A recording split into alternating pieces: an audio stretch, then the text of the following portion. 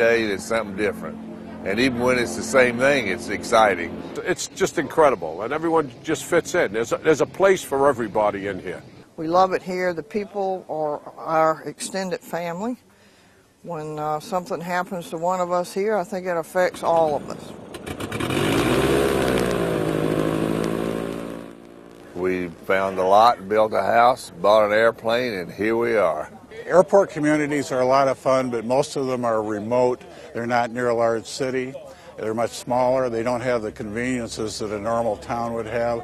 This place is unique in that way, in that we're close to all the things that you'd want with a normal lifestyle. Because we have a all-women's flying club that's we call Women of Wings, which is fun.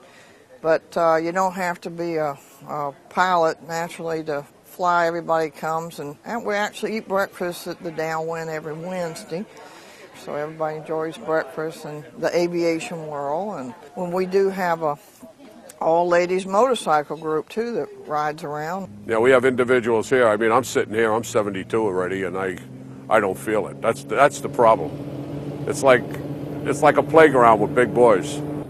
It's advantageous to have an airplane here at Spruce Creek because if you have a hangar home, then you walk out like a garage and there's your airplane. You get in the airplane, you taxi out to the runway, you take off, you do your flying, you come back, put it back to bed in your hangar.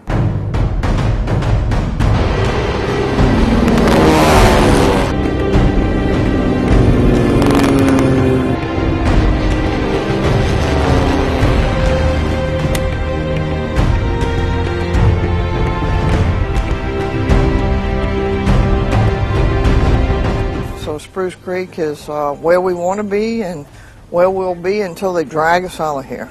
It's not only contagious, it's like dying and going to heaven.